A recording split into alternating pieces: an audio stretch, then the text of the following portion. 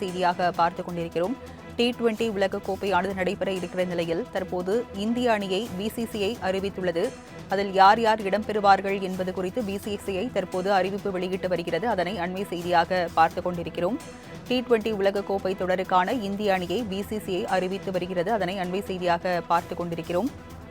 T20 உலகக்கோப்பையானது July மாதத்தில் நடைபெற உள்ள நிலையில் இந்திய அணியில் யார் யார் இடம்பெறப் போகிறார்கள் என்று குறித்த அறிவிப்பு ஆனது தற்போது BCCI அறிவித்துள்ளது. அதனை அண்மை செய்தியாக பார்த்துக் கொண்டிருக்கிறோம். அதன்படி ரோஹித் சர்மா, ஜெய்ஸ்வால், கோலி, யாதவ், பந்த், சாம்சன், ஹர்திக் பாண்டியா, தூபே, ஜடேஜா, அக்ஷர் பட்டேல், யாதவ், சஹல், சிங், பும்ரா, சிராஜ் ஆகியோர் இடம்பெற்றுள்ளதாக அண்மை தகவல் தற்போது வெளியாகியுள்ளது. T20 உலகக்கோப்பை தொடருக்கான இந்திய அணியை BCCI தற்போது அறிவித்துள்ளது. ஜூலை மாதம் T20 உலகக்கோப்பையானது நடைபெற உள்ள நிலையில் இதில் இந்திய அணியில் யார் யார் இடம்பெறுவார்கள் என்ற அறிவிப்பை தற்போது BCCI வெளியிட்டுள்ளது. அதனை அண்மை செய்தியாக பார்த்துக் கொண்டிருக்கிறோம். அதன்படி கேப்டனாக ரோஹித் சர்மா அறிவிக்கப்பட்டுள்ளார்.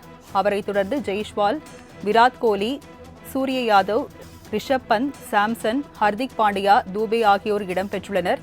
விவரங்களை செய்தியாளர் மணிகண்டன் வழங்க கேட்கலாம். மணிகண்டன், T20 உலகக்கோப்பை தொடருக்கான இந்திய அணியை BCCI அறிவித்துள்ளது. இதில் யாரெல்லாம் இடம்பெற்றிருக்கார்கள்? விவரங்கள் என்ன? இந்த ஆண்டு ஜூன் மாதம் துவங்க இருக்கக்கூடிய T20 உலகக்கோப்பையின் 9வது பதிப்பு வெஸ்ட் இண்டீஸ் மற்றும் யுனைடெட் ஸ்டேட்ஸ்ல நடக்க இருக்கிறது. இதுவரை இல்லாத அளவுக்கு வரலாற்றுல முதன்முறையாக யுனைடெட் ஸ்டேட்ஸ்ல ஒரு சர்வதேச கிரிக்கெட் தொடர் என்பது நடக்க இருப்பது அனைவரும் அறிந்த ஒன்றாக இருக்கிறது. இதற்கான அட்டவணை என்பது ஏற்கனவே வெளியிடப்பட்டிருக்கக்கூடிய நிலையில நாளை, அதாவது மே 1ஆம் தேதிக்குள் அனைத்து சர்வதேச அணிகளும் அவர்களது அணி வீரர்கள் பட்டியலை வெளியிட வேண்டும் என்பது நெறிமுறை விதிமுறையாக இருக்கிற பட்சத்துல இன்றைய தினம் இந்திய அணியின் அதிகாரப்பூர்வ 15 பேர் கொண்ட குழு என்பது அறிவிக்கப்பட்டிருக்கிறது. சற்று முன்பாக BCCIயின் முக்கிய நிர்வாகிகள் அடங்கிய அந்த செலக்டர்ஸ் மற்றும் நிர்வாகிகள் குழு கூட்டம் என்பது நடந்து முடிந்து 10 நிமிடத்திற்குள்ளாக தற்போது இந்த அணி என்பது வெளியிடப்பட்டிருக்கிறது. முக்கியமாக இந்த அணியின் கேப்டனாக ரோஹித் சர்மா இருக்கிறார். அதனைத் தொடர்ந்து யுஸ்வேந்திர ஜெய்ஸ்வால், விராட் கோலி, சூரியகுமார் யாதவ், ரிஷப் பந்த், சஞ்சு சாம்சன், ஹர்திக் பாண்டியா, சிவம் தூபே, ரவீந்திர ஜடேஜா, அக்ஷர் பட்டேல், குல்தீப் யாதவ், யுஸ்வேந்திர சகால், சிங், ஜஸ்பிரீத் பும்ரா, முகமது சிராஜ் உள்ளிட்ட வீரர்கள் இடம்பெற்றிருக்கின்றனர். அதே போல ரிசர்வ் வீரர்களாக சுப்மன் கில், அதே போல கே அகமது, ஏ கான், ஆர் சிங் ஆகியோர் இந்த அணியில இடம்பெற்றிருக்கின்றனர். இளம் வீரர்களை அதிகபட்சமாக கொண்டிருக்கக்கூடிய அணியாக இந்த அணி பார்க்கப்பட்டிருக்கிறது. அதே போல 2 விக்கெட் கீப்பர் பேட்ஸ்மேன்களை இந்த அணியில எடுத்திருக்கின்றனர். ஏற்கனவே அனைவரும் உத்தேசித்த பட்டியலை போலவே இருந்தாலும் இன்னும் இளம் வீரர்கள் இருந்திருக்கலாம் என்ற கேள்வியும் எழுந்திருக்கிறது. இந்த IPL போட்டிகளை பொறுத்தவரையில அதிக அளவுல தங்களது பெர்ஃபார்மன்ஸுகளை கன்சிஸ்டண்டா கொடுத்து வரக்கூடிய ருத்ராஜ், ரிங்கு சிங் ஆகியோர் ஏன் இல்லை என்ற கேள்வி எழுந்திருக்கிறது. இருந்த போதிலும் அதே போல ஒரு நீண்ட நாளுக்கு பிறகாக ஜஹல் அணியில இடம்பெற்றிருக்கிறார்.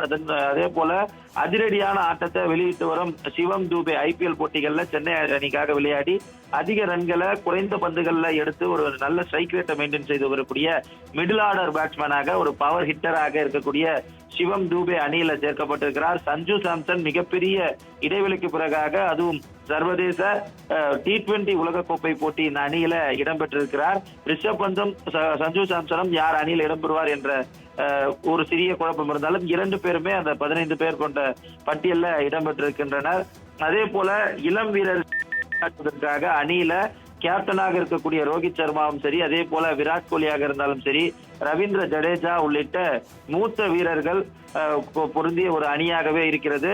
வெஸ்ட் இண்டீஸ் மற்றும் யுனைடெட் ஸ்டேட்ஸை பொறுத்தவரையில யுனைடெட் ஸ்டேட்ஸ்ல அடிலைடிலிருந்து கட்டின் பிட்ச் என்ற முறையில அடிலைடு மைதானத்தில் இருக்கக்கூடிய பிட்சை அதே போல இங்கே உருவாக்கம் செய்திருப்பதால ஸ்லோ விக்கெட்டுக்கு எதிராகவும் அதிகப்படியான பவுன்ஸ் மற்றும் பேஸ் இருக்கக்கூடிய பிட்சாக பார்க்கப்படுவதால வேகப்பந்து வீச்சாளர்களின் பக்கம் இந்த ஆட்டங்கள் திரும்புவதற்கான வாய்ப்பு இருப்பதால டெத் ஓவர் ஸ்பெஷலிஸ்டுகளாக இந்திய அணியின் சார்பில் பார்க்கப்படக்கூடிய முகமது சிராஜ், ஜஸ்பிரீத் பும்ரா போன்ற வீரர்களின் பந்து வீச்சு என்பது ஆட்டங்கள்ல மிக முக்கிய கவனத்தை ஈர்க்கும் என்றே தெரிகிறது. அதே போல வெஸ்ட் இண்டீஸை பொறுத்தவரையில அதிகப்படியான ரன்களை குவிக்கக்கூடிய பிச்சாக இருக்கக்கூடிய அதிக ஆட்டங்கள், அதாவது மைதானங்கள் இருக்கிறது. அந்த மாதிரியான மைதானங்கள்ல ரோஹித் சர்மா போன்ற கன்சிஸ்டன்டான பெர்ஃபார்ம் செய்யக்கூடிய வீரர்கள் தேவைப்படுகிறார்கள்.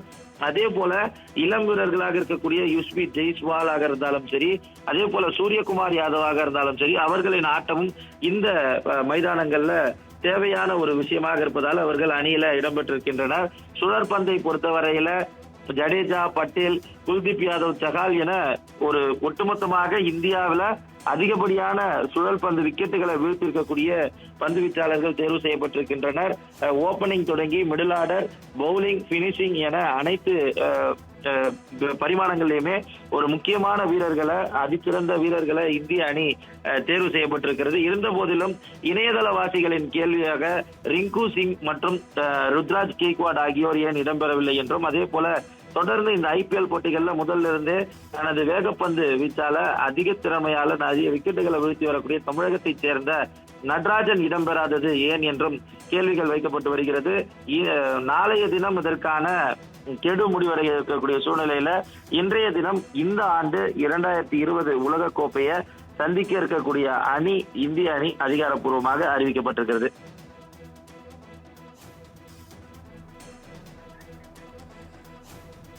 T20 உலக கோப்பைக்கான 15 பேர் கொண்ட இந்திய அணியை பிசிசிஐ அறிவித்தது. விவரங்களை வழங்கியதற்கு தென்காசி மாவட்டம் சங்கரன்கோவில் அருகே வழித்தட பிரச்சினை காரணமாக மினி பேருந்தை மறித்து உரிமையாளர்கள் வாக்குவாதம் செய்தனர்.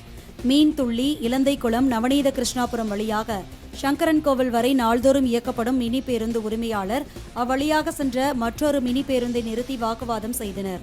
1 மணி நேரத்திற்கும் மேல் இருவருக்கும் இடையே வாக்குவாதம் தொடர்ந்ததால் பேருந்தில் இருந்த பயணிகள் கடும் அவதியடைந்தனர். எனவே போக்குவரத்து துறை அதிகாரிகள் சங்கரன்கோவில் பகுதிகளில் இயக்கப்படும் மினி பேருந்துகளை ஆய்வு செய்து உரிய நடவடிக்கை எடுத்தால் மட்டுமே இதுபோன்ற சம்பவங்கள் தவிர்க்கப்படும் என்று பயணிகள் தெரிவித்தனர்.